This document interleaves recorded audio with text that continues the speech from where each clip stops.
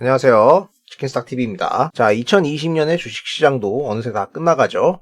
이번 시간에는 시장 내용 간단히 보면서 금융업계, 특히나 자산운용업계에 대한 이야기를 해보겠습니다.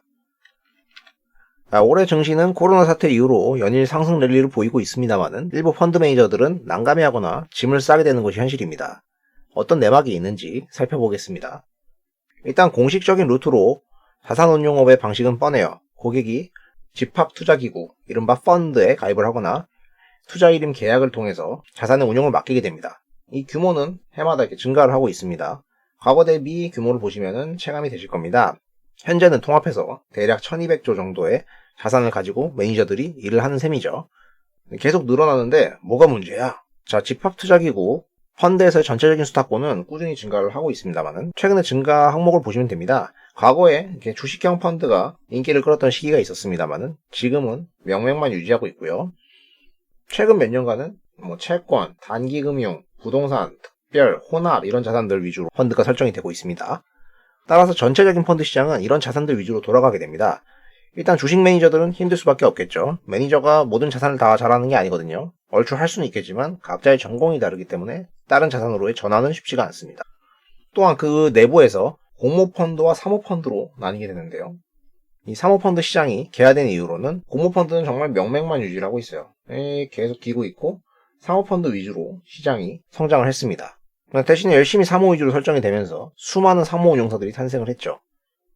전문 사모가 대략 한 250개 정도 회사가 있습니다. 최근에 형성된 회사들은 대부분 사모라고 생각하시면 되죠. 운용시장의 성장에 대해서는 알아봤고 사모 쪽이 회사도 많이 생기면서 수탁고도 끌어올렸으니까 사모 쪽 수탁고 내용을 확인해 봐야 되는데 역시나 채권, 부동산, 특별, 혼합자산 위주로 이루어져 있습니다. 이 중에서는 공모주 하이힐드도 상당 부분 녹아있게 되죠.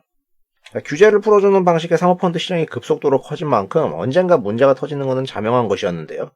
라임자산운용이나 옵티머스와 같은 모라 해저드 문제가 터지게 됩니다.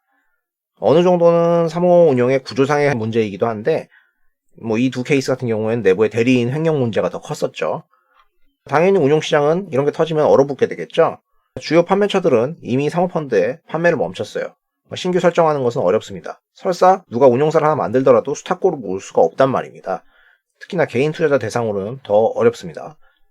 그나마 사모 운용사들의 전담 상품이라고 할 수 있었던 공모주 하이힐드 같은 경우에도 하이힐드 펀드의 공모주 우선 배정 혜택이 10%에서 5%로 감소하였기 때문에 내년부터는 이제 메리트를 잃은 부분도 있어요. 사모 운용사들의 상황은 앞으로 점점 곤란해지는 상황입니다. 도망갈 구석을 열어주질 않았어요. 자, 그 와중에 주식형 같은 경우에는 공모에서든 사모에서든 아예 수탁고가 득을 못 봤죠. 그렇다고 해서 이런 펀드들이 성과가 안 좋은 건 아니거든요. 보면 나름 성과들이 나쁘지 않습니다.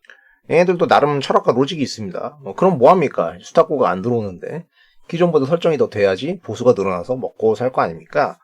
근데 이거는 자문사들도 마찬가지라서 투자 일임 자산 같은 경우에는 계속 늘어나지만 주식형은 별로 늘질 않고 채권 위주로 증가를 했습니다. 이 채권 같은 경우에는 매칭형 고이율 사모채권 이런 형태로 증가를 하는 거지 주식 같은 경우는 변화가 없어요. 심지어 해지가 일어나가지고 주는 경우도 있습니다. 이런 와중에 중간중간에 무슨 운용사, 자문사 이런 식으로 개인들을 현혹하는 사람들이 많죠. 대부분 유사 자문사나 사기꾼들인데요. 일반인들이 이런 걸 구분을 못하고 착각하는 점을 이용해가지고 나쁜 짓 하는 애들만 고열을 빨면서 업계 이미지만 더 악화되고 있는 상황이죠. 그러면 주식으로 맡겼던 사람들은 하는 사람만 이제 하는 게임인가? 다른 사람들은 어디 갔냐? 대부분 다 동학개미가 됐죠. 내가 직접 하겠다. 자, 올해 증시자금이라고 할 수 있는 투자자 예탁금은 사상 최대 65조에 육박하게 됩니다. 이에 따라서 증시도 코스피, 코스닥을 가리지 않고 열심히 고가 행진을 했습니다. 자, 이것이 백성의 분노다. 한국 증시 역사상 정말 유례없는 자금의 유입인데 과거를 보시면은 이게 2선을 넘지 못했다는 걸 생각해보면 정말 엄청난 거죠. 이는 저금리 상황, 개인들의 학습 효과, 정부의 부동산 규제 이런 모든 것들이 결합된 효과로 생각이 되고 있죠. 당연히 자금이 증가를 했기 때문에 거래를 엄청나게 일으킵니다. K증시의 중요한 특징이 있죠. 회전율이 높아서 황금성이 좋다. 얘는 자격증 공부하시면 일장에 자랑스럽게 나와 있어요. 과거에도 지수가 오르면은 이렇게 거래가 같이 증가를 하는 부분이 있거든요. 근데 올해는 정말 엄청나게 증가를 했죠. 진짜 개인들이 미친 듯이 사고 팔아요. 주식형 매니저들 같은 경우에는 환매당하니까 힘든데 거래대금으로 먹고 사는 증권사들만 실적이 좋아서 보너스 잔치하는 이유입니다. 다들 힘들다, 어렵다, 서민 죽는다 이런 소리 하더니 다들 그렇게 돈이 많은 거였냐. 뭐 숨겨놓은 쌈짓돈들이 나름 많기도 많을 것이고 마이너스 통장 대출 왕창 땡긴 것도 있을 텐데 증권사에서 신용을 이용해서 하는 수요도 상당합니다. 그래서 신용 따라서 증시가 같이 올라가죠. 보통 이제 증시가 오를 때는 늘 신용 그리고 부채와 같이 올랐어요. 꺼질 때는 같이 꺼지고 올해는 역대급 증시에서 역대급 신용 하하하하 이러면서 막 오르고 있죠. 결과적으로 현재까지는 유례없는 개인 순매수로 인해서 증시가 상승한 셈이고요. 코스피 코스닥에서 계속 매도만 해온 기관이나 외인 같은 경우에는 별 재미를 볼 수가 없는 상황이었습니다. 기관은 환매가 계속 나오니까 팔 수밖에 없는 상황이고요. 외인도 코로나로 인해서 그쪽도 환매를 당할 뿐더러 본진이 위험하니까 본진 지키고 생각해야 되니까 계속 매도가 나왔습니다. 정말 주구장창 개인만 샀어요. 그런데 최근에 이슈가 계속 달러 환율이 빠지고 있는 모습이거든요.